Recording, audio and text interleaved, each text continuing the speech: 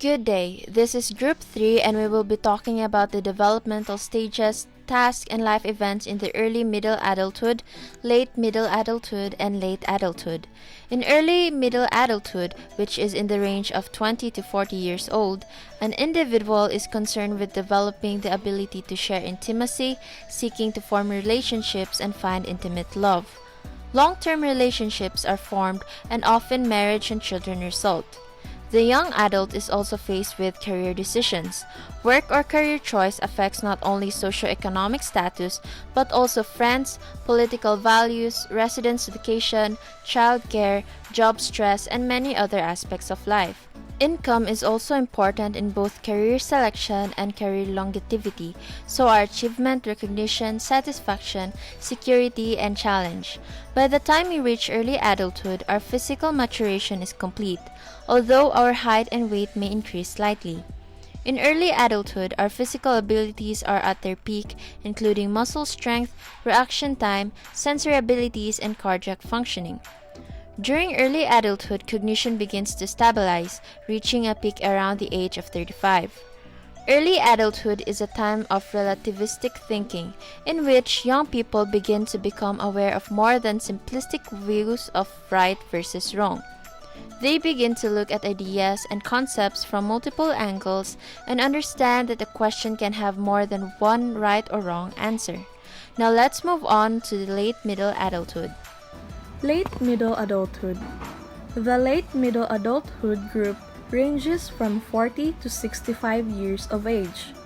At this stage, aging accelerates and is marked by a decrease in the functionality of the vision, hearing, and immune system, and even the end of women's reproductive ability, classified as menopause. Additionally, middle-aged people are at greater risk for some eye conditions, such as glaucoma, than younger adults. The hearing also starts to weaken. In terms of their cognitive growth, during early and middle adulthood, the cognitive abilities for the late middle adulthood category remains fairly stable. Erickson claimed that people are tasked with overcoming the midlife crisis of generativity versus stagnation, which focuses on the sense of a person's contribution to the world.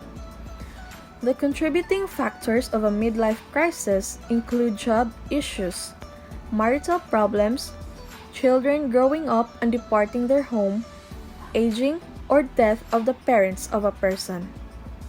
Individuals may experience a quest for an elusive dream or goal, a deep sense of remorse for goals not achieved, a fear of embarrassment by more successful peers, a desire to attain a sense of youthful appearance, and a longing to spend more time individually or with certain companions. Late adulthood.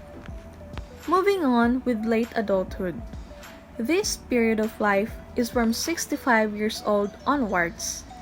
They become much more reliant on others as individuals age. Because of their increased dependence, older adults struggle with thoughts of guilt, shame, or depression, particularly in environments where the elders are seen as a strain.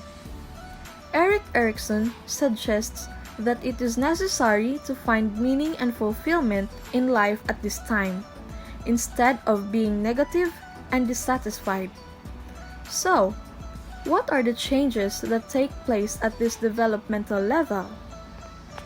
Physically, elders' skin begins to decrease elasticity, response time slows significantly, muscle strength and agility weakens, hearing and vision decline, and the immune system diminishes.